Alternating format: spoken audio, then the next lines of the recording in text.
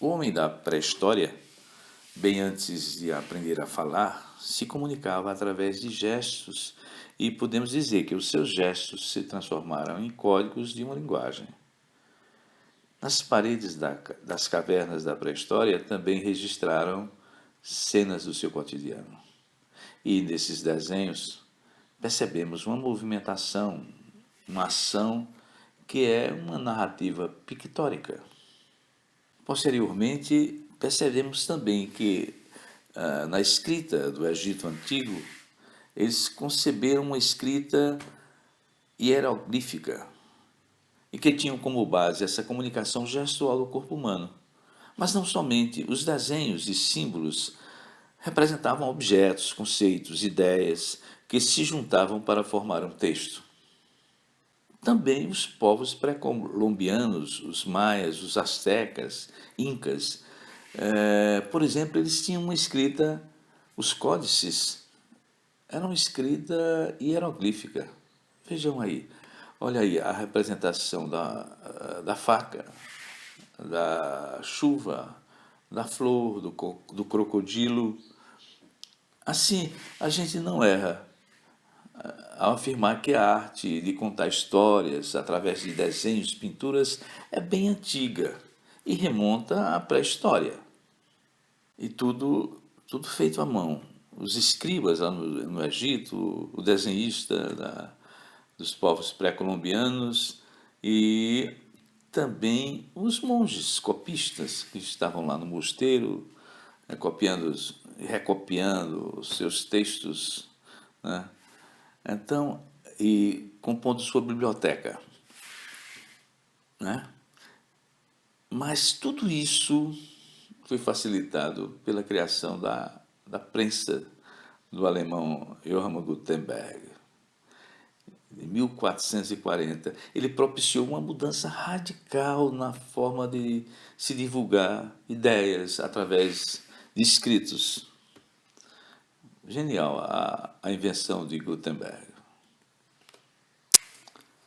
Somente 200 anos após a criação da prensa de Gutenberg, já em 1641, né, é que sai o primeiro jornal em língua portuguesa, lá de Lisboa, a Gazeta da Restauração. E no Brasil a gente só tem em 1808, quer dizer, quase 400 anos após a criação da prensa de Gutenberg. Eram impressos em Londres, tanto o Correio Brasiliense quanto a Gazeta do Rio de Janeiro. Nós não podíamos ter prensa aqui, ninguém podia publicar nada. Os portugueses não gostavam disso.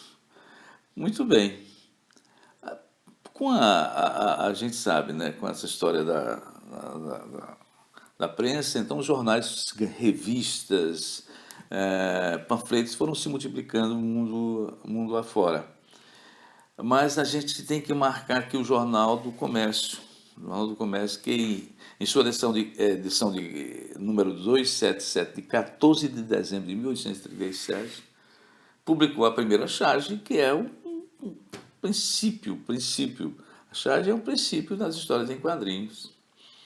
O Jornal do Comércio foi fundado em 1827, mas em 1877, 10 anos depois, publicou essa charge que é atribuída a Manuel de Araújo Porto Alegre, que também, posteriormente, deixa eu ver, essa charge diz respeito a quê? Tratava de uma crítica às propinas recebidas por um funcionário do governo. Não mudou nada. E a gente tem que Manuel de Araújo Porto Alegre publica também sua própria revista, Lanterna Mágica, e outras revistas, como O Diabo Coxo, Revista Ilustrada e Dom Quixote. Daí o Manuel de Araújo Porto Alegre. Mas foi no jornal A Vida Fluminense, que circulou entre os anos 1868 e 1875 e tinha uma periodicidade semanal, é que tem um marco zero das histórias em quadrinhos. Naquele momento, a gente tem o lançamento das Aventuras de Nhoquim, ou Impressões de uma Viagem à Corte, que é considerada a primeira história em quadrinhos lançada no Brasil e uma das primeiras do mundo. As Aventuras é um caipira que se muda para a cidade do Rio de Janeiro e que fica chocado com a civilização meio rural, meio urbana, aquela confusão toda, sendo de fato uma caricatura dos costumes daquela época. O criador e desenhista dessa narrativa é Angelo Agostini, que nasceu na Itália, mas veio para o Brasil com 16 anos, já como talentoso caricaturista.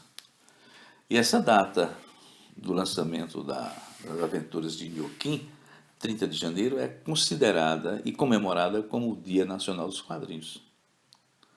Aqui a gente encerra a nossa primeira parte da primeira videoaula, do nosso mini curso.